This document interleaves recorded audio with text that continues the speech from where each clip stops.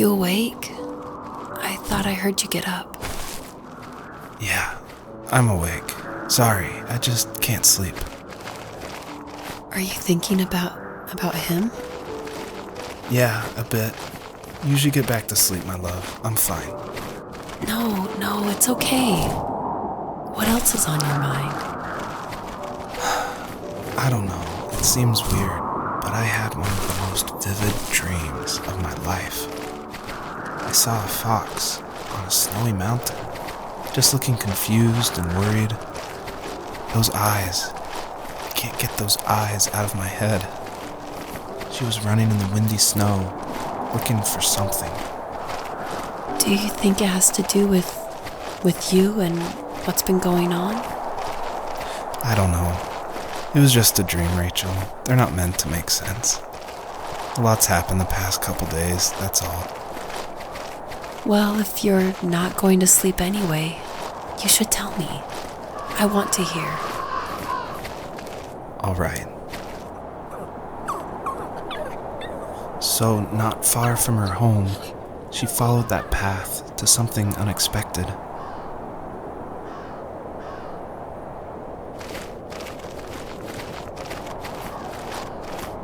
She couldn't stay, though. She had to find her other 2 children. So she took that path. She followed it towards something ancient. Something with answers.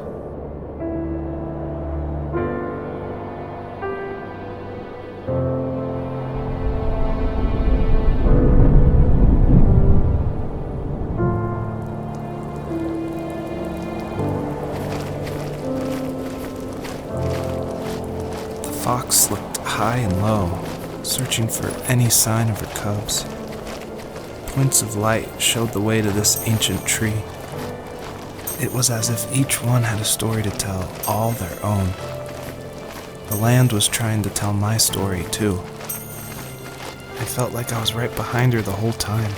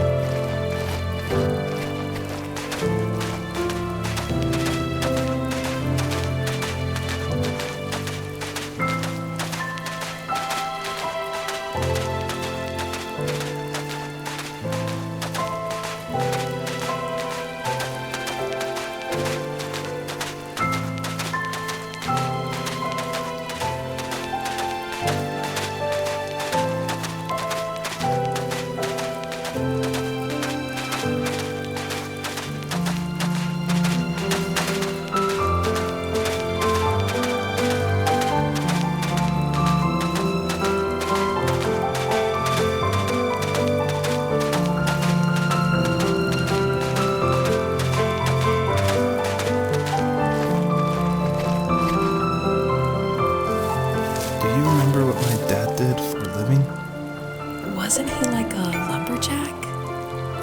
That's one way of putting it. If wood was a canvas, then a carving knife was his paintbrush. Even after working a 50-hour week, even after his hands were more splinters than skin, he would bring home the nicest piece of Alaskan weeping cedar and make me toys. That wooden train was the first toy I can remember, and I loved it.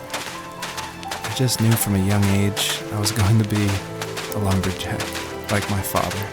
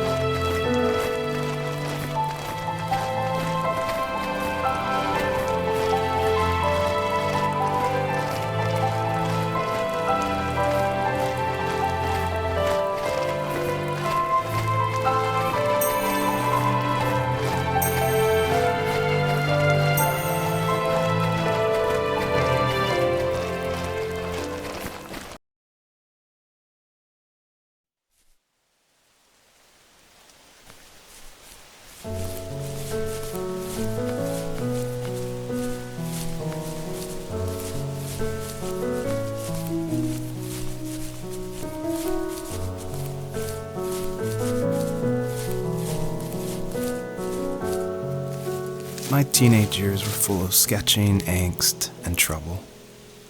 I wasn't popular or unpopular. Maybe just forgettable. I guess that gave me a sense of freedom, so I hung out with crazy kids, doing crazy things, even though I mostly just watched the chaos ensue.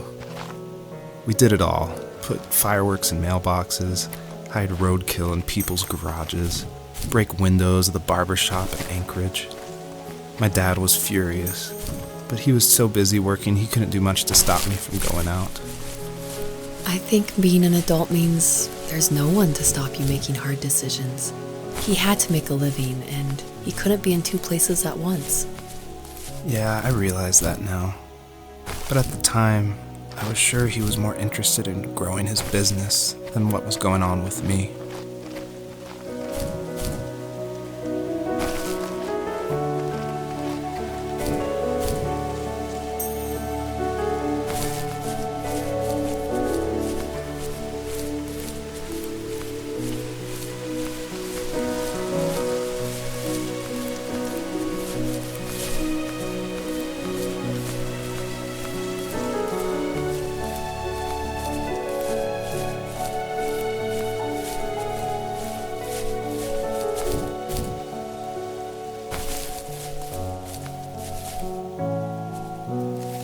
He was working another late night, and my friends were over, saying how bored they were and how they had come all the way out to my house for nothing. One of them mentioned how that old, ugly beyond belief truck was still in the garage, and how we should take it for a spin. I was only 15, so I kind of fought it for a while. The next thing I knew, we were careening around the mountain path, rocks spitting onto the sides of the cliff, while my dad's cringeworthy bluegrass blared out the speakers. I drove while my friends were in the back of that yellow and purple truck, throwing beer bottles and trash at anything remotely interesting. Felt like I was soaring in the air with borrowed wings. But all good things have endings. A cop outside of Eagle River pulled us over after he saw us in a bottle rocket into someone's yard. What followed was a long night of talking to disappointed adults and feeling smaller than ever.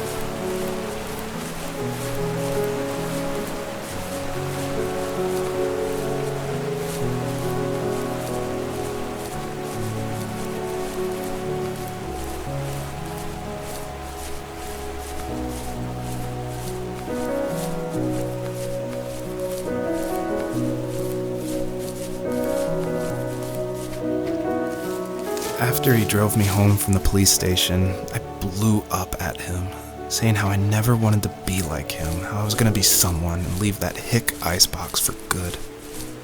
He just looked forward at the road with tired eyes.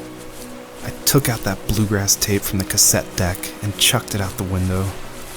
In my sage teenage wisdom, I thought I had proved the ultimate point. But my dad had a different idea. He slammed the brakes, slowly bowed his head while gripping the steering wheel, and finally looked at me. All he said, like it was a polite request, was, "Make this right." I sat there in silence, fuming, but I eventually got out and combed every square inch of the woods, muttering profanity after profanity. I found it 30 minutes later, near a small waterfall off the road. I went back to the truck, put the wet tape back in, and sure enough, it worked. We didn't speak another word to each other the rest of the night. Wow, I knew you were a crazy teenager, but... It's hard to believe, isn't it? It surprises me too. It's like I didn't really know who that kid was back then. I bet my dad thought the same thing over and over. It's almost like he was saying, "Make this right," to himself, more than to me.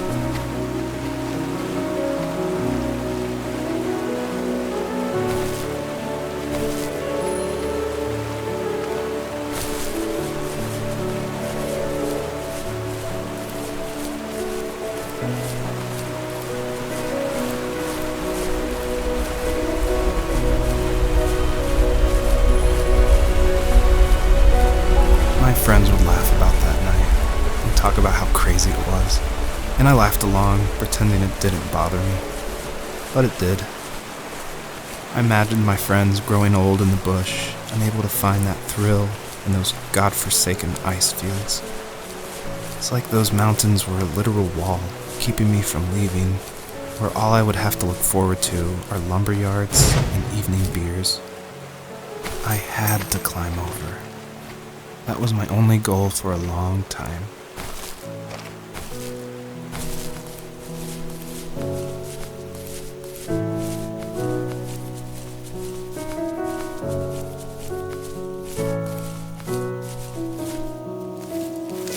was some way I could take my love of drawing and turn it into a way of escape, nothing would make me happier.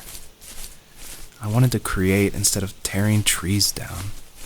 I wanted to move to the lower 48, not because I hated it there in Alaska, but I hated the idea of it. It's like all of that spite inside me had created this monster which followed me around my whole teenage years. I put so much energy into doing what others didn't expect of me. Why did I do that? There's one fact you're forgetting, though. If you didn't have that fire in you, we probably would have never met. You're absolutely right. Maybe the destination is all that matters in the end. But then why am I awake? Why am I seeing this fox go on her journey? And why can't I stop thinking about my dad?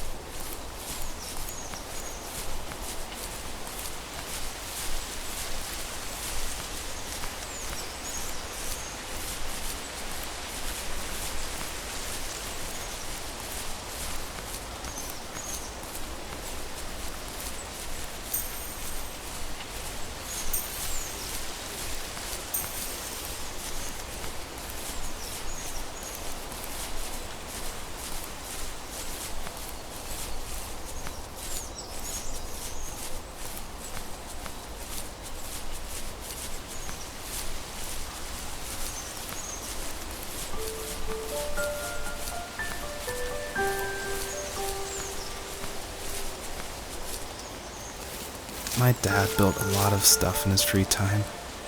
If he wasn't watching fly fishing or reading Tom Clancy novels, he was carving something. He made tons of birdhouses. Not that he was into bird watching, but I think he really missed working and adding on to the home. If he couldn't afford the time to build onto our own house, he would have to settle with watching birds move into their little homes. We kept an old mattress in the bed of that ugly yellow truck, so we would drive it deep into the woods and then watch the birds fly into their houses while the sun set. Usually it was accompanied by venison jerky or a cold Coke, but not a lot of talking, which is how we both liked it.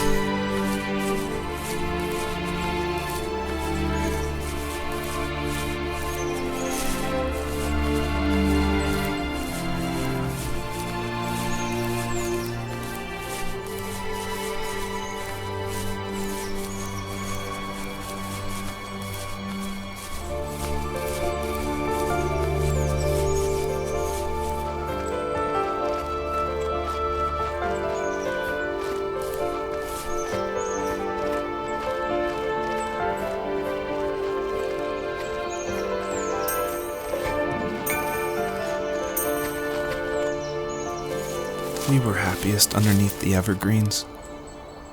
We decided it was time to finally map out the hundreds of acres we lived on just to pass the time during the summer. He was only free in the evenings, so I would spend the day wasting time on dial-up internet and sketching, and then we would rush into the woods, pen and map in hand, before evening fell. Sometimes, the aurora borealis would cast a cold green glow on the mountainside, and we would finish our route underneath a twilight sky. Sometimes I was lonely during those summer days, but there was comfort in the routine. A lot of teenagers aren't looking for the daily grind, though. There's nothing wrong with wanting to get out, to leave your childhood home. You wanted to progress, to make something of yourself. Yeah, you're right. That house. I'm sure it's the same as how I left it. But then why does it feel so different? I doubt you're the only adult to have looked back and asked that question.